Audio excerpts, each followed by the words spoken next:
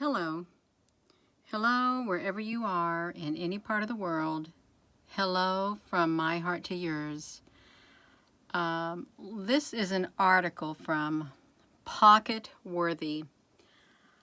This is for educational purposes, and look at this. Would you eat this corn? The corn of the future is hundreds of years old and makes its own mucus. This is weird, and it makes its own nitrogen. They say that this corn, hello Applebrooks, thank you for joining me. They say that this corn, it makes its own, something about nitrogen. It pulls in nitrogen out of the air, and they think that this corn could help with the nitrogen problem that, is polluting everything. And this corn, it's in Oaxaca, I can't say it, it's in southern Mexico. This scientist found this in southern Mexico. Look at this. A Mixis district of, I'm not even going to say it because I can't pronounce it. In Mexico, it can grow 16 to 20 feet tall, dwarfing the 12-foot stuff, let's say 12-foot stuff in American fields, and it takes 6 to 8 months to mature, far longer than the 3 months needed for the conventional corn. Look at that. It literally, it is soaked in mucus, you all. I don't know if I could eat it. I really don't. I gotta turn off my Instagram. No, I don't want to. I gotta turn off my Instagram for a minute. Not my Instagram, my Telegram. I would not want to eat that corn because it doesn't look appealing to me like that. They said it's been around for years and years and years, but it's synthetic, like, is what it is. Yeah.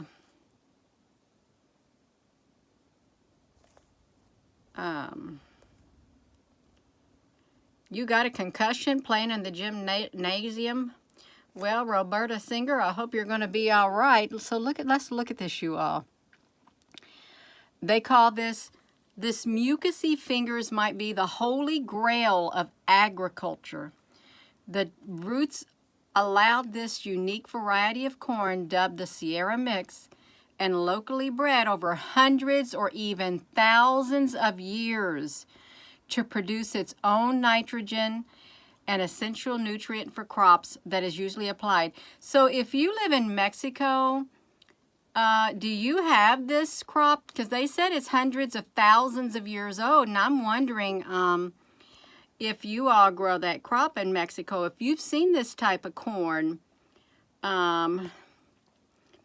look up a cochino in our food, beetle bug. Oh my goodness gracious. Hello, wherever you are in any part of the world. Hello from my heart to yours. It looks like an embryonic sac. Yeah. Yeah, garlic is a medicine. It's a great antibiotic. It really is. Hello, everyone. Yeah, so I thought you've got to be kidding. And look how this corn grows. It grows like that.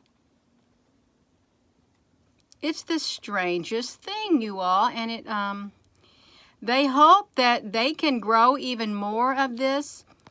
And I'm going to say somebody's name here. I'm going to say somebody's name on here. The Gates Foundation. They are also in on the game. They are supporting these projects, attempting to impart the nitrogen-fixing abilities of legumes into cereals, and other teams are hoping that the advent of supercharged quantum computing will open up new realms of chemistry and identify the new catalysts that will make the Haber-Bosch process more efficient. So they got the Bayer and Ginkgo Bioworks. It's a newly emerging field of synthetic biology that's going to take a crack at our nitrogen problem. So look at that. This plant can pump out about 25% of the nitrogen it needs. Well, that's all fine and dandy, but what if that corn is another life form, an alien species, a synthetic species that is living? Okay, what if it is? What if it's another form of life? Okay, it could be, and then they're messing around with it. Now, I'm being serious. It could be another form of life, but they stick microbes. It's the microbes, nitrogen-fixing microbes is what they want to do. Nitrogen-fixing microbes that grow in the root systems of corn. They want to do this to the cereal. Look, the Go is to deliver several strains of endophytes into plants by coating the seeds. Okay, so our seeds are coated. If you know, I just picked up some sugar snap peas today. My daughter wanted some sugar snap peas, and they have that red coating on them. Now, granted, it's not slimy, but it's got a coating on it. And, you know, I live in farm territory, and when they plant their crops, they have to put a sign out by the road. It says what type of crop it is, genetic, whatever. So they are growing it. But, yeah, they hope that this is going to... While it's unlikely that one solution alone will be able to replace 100% of the synthetic fertilizer that humans use, perhaps together these projects can make a serious dent in our nitrogen pollution. I didn't know we had a nitrogen pollution. Yes, you all hit that like button. I did not know that we had a nitrogen pollution.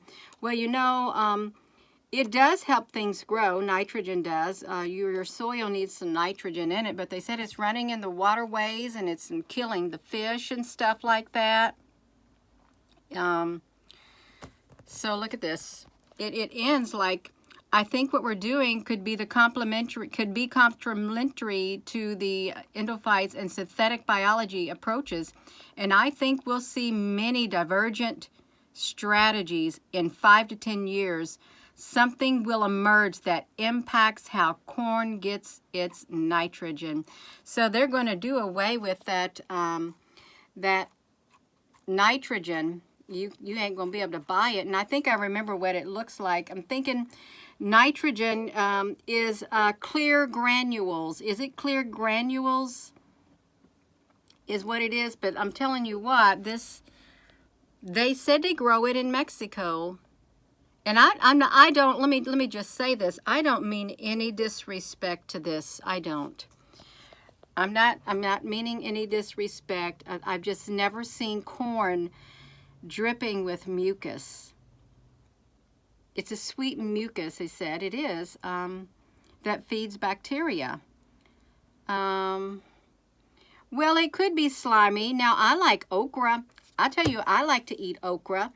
And right off the plant, I do, like right off the stalk. I like it. It's crunchy. Some people say it's slimy. It is, but you have to have an acquired taste for it. I love okra, fresh okra.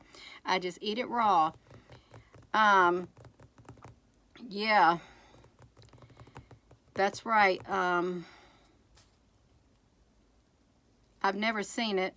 You like a fried okra, yeah? Okay, so Ozark Sky, food for aliens. Well, it could be. Because when I'm looking at that,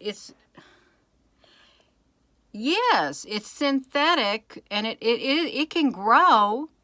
It's growing. And I want you to go here, and I want you to read this pocket-worthy stories to fuel your mind from the Smithsonian Magazine. It's pretty neat. It really is. I just can't, it reminds me of bananas, but bananas don't have that on it, you all. And it's red corn. Yeah, well, I'm sorry. I'm just trying to find out if there's anyone in Mexico.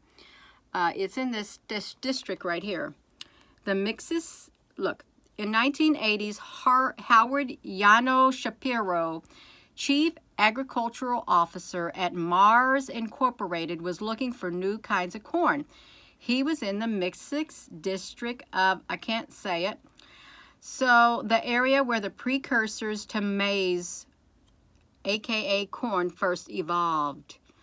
Well, if this was the precursors to maize where it first evolved, and he said it was some of the strangest corn that he ever seen. So let's think about this. So the Native Americans weren't only there, or the Native Indians weren't only there. What if there were extraterrestrials that were there and they were growing this? Like someone said, what if they were growing this? What if they were? My Skies 5D, you think they can harvest our negative energy and lower, this is a psyop? This is a psyop to lower our vibration? Is that what you said? This corn or this video is a psyop to lower our vibration. I'm probably on a conversation where there was comments that, yeah. Oh, the virus. Yeah. It looks like Karo syrup is what it looks like. You don't eat corn, period? Why not? Well, some people are allergic to corn. Any type of corn product, it literally will break their skin out. I'm not shape-shifting. If I'm shape-shifting, then they're pixelating me, okay? I'm human, just like you. Yes, yeah.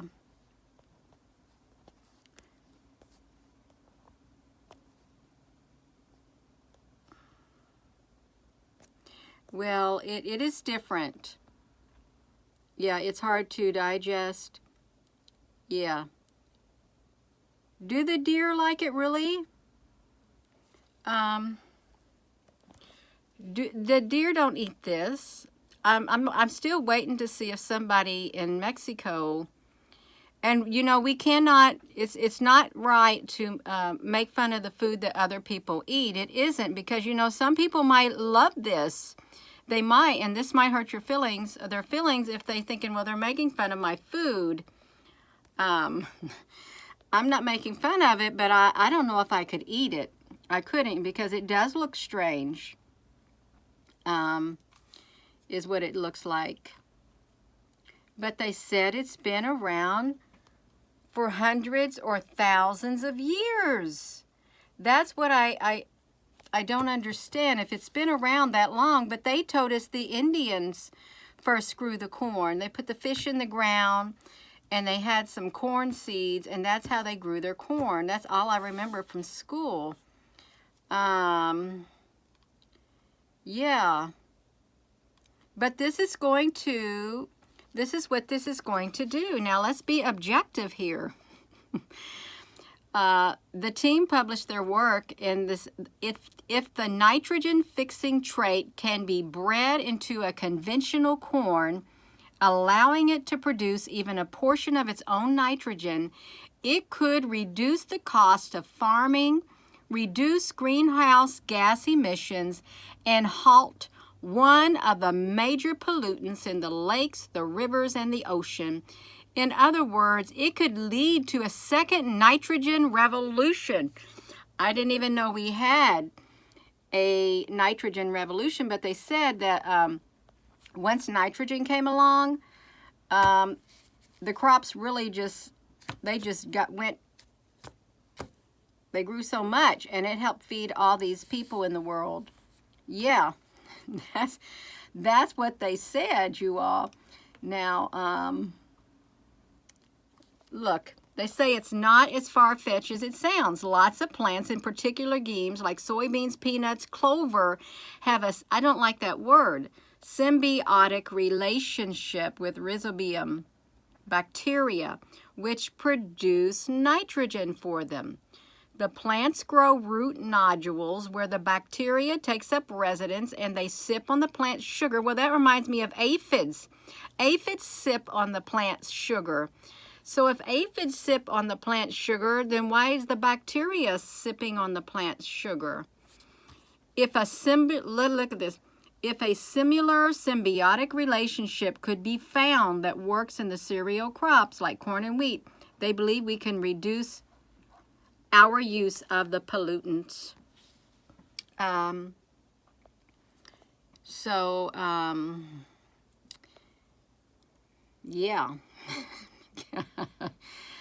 Oh my goodness gracious, you all. Yeah, I kind of like to read this when it pops up on my laptop. They have some pretty good pocket-worthy things. But yeah, I really do want to know if this is hundreds and thousands of years old. And how would they know it? How would they have that knowledge that it was that old? Because I don't know how they would.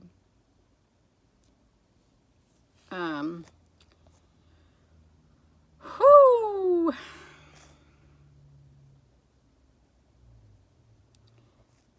It's symbiotic, makes it both fresh and a plant one. You still plant 3 sister corn, beans, and squash, and they feed and protect each other, yes.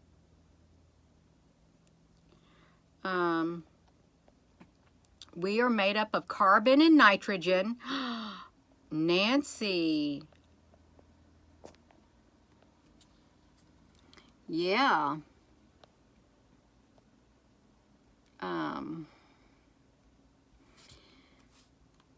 That's interesting. I would encourage you to go to that article and look at it. Yeah.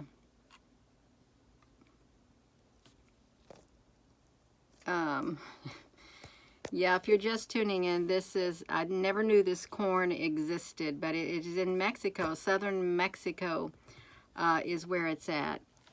Right here. Southern Mexico. And the truth be known, what's been done to the food has been happening for probably since before I was born.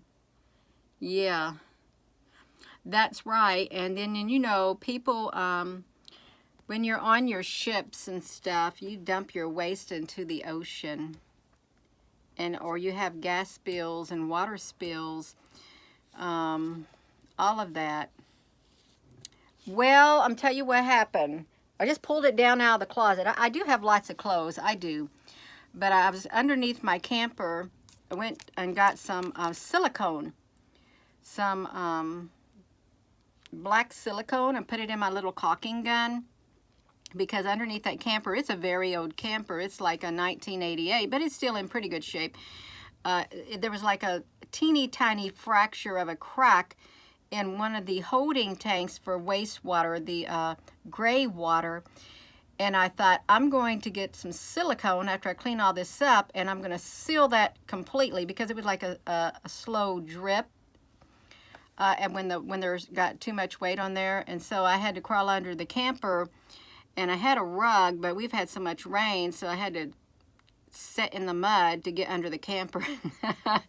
So I got my clothes all muddy, my shirt, because it'll like lay down and crawl underneath it. So I thought I'll just throw on some different clothes. Yeah, I need to dance. I really do need to dance. You know, I do like this color. This is I had a shirt that was almost this color. It was one of my favorite shirts, and yeah.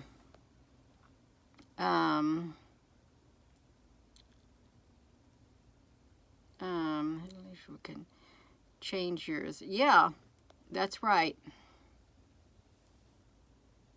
Yeah, organic has yeah in the stores. And you know, when it says organic, you would expect to grow it in your soil, no fertilizers or anything added, but then if things fall from the sky, it's going to get on there.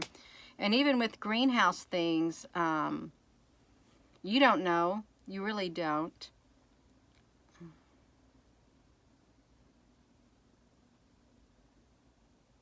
Yeah. So let me just flip this around. I am going to go, but yeah, this is an interesting article. The corn of the future is hundreds of years old and it makes its own mucus. Because it's a living species. That's why it's an alien species. It's an extraterrestrial species or an alien species. It was probably introduced hundreds of years ago, or maybe not that long ago. And they just been keeping it silent. Okay, they could have been keeping it silent. Because every single thing that grows is living. Everything that grows is living. So yeah, it's a life form, I think. Ooh, I heard about that, but I won't watch it. That's all I know is the name of it, and I heard it was scary. Yeah. Diane, thank you. Yeah. So if you're just tuning in, this is, yeah. It's a living species. Because you know they give plant species living names. They do. They give them names. Different species have different names. Yes, thank you once again, Diane. I know he bought a bunch of farmland. Yeah. King of Huicho Mundo.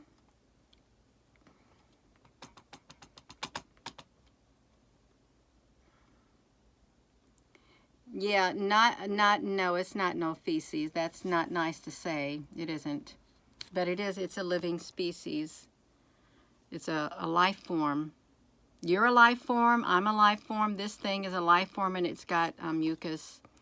It has its own membrane that it grows in. And microbes and bacteria that takes the nitrogen out of the air, and it will save on greenhouse gases. Okay, it will save on greenhouse gases in the future, and quite possibly it might put a great big dent in our nitrogen pollution with our food. So with that being said, you all, I am going to go. I am, and if you did not know, let me do this. I've got my Telegram. I started doing this Telegram, and I opened up a chat thing. Sam, I am, thank you. I opened up a chat thing where you can go and you can share pictures on here, is what you can do. Yeah, and I actually participated in we did a phone call. I talked with 2 people on here too. So yeah, I've got that going also. Slowly but surely, we can expand. Yeah. Yeah. Well, I'm going to go, you all, and I'm going to quit saying that, but thank you all so very much. Thank you once again, Diane. Have a wonderful rest of your day, and I look forward to sharing with you all some more. You're so very welcome. It's a spur of the moment. It's spontaneous. I like to be spontaneous. I do. Much love to you all, too. Have a wonderful rest of your day. You're so very welcome.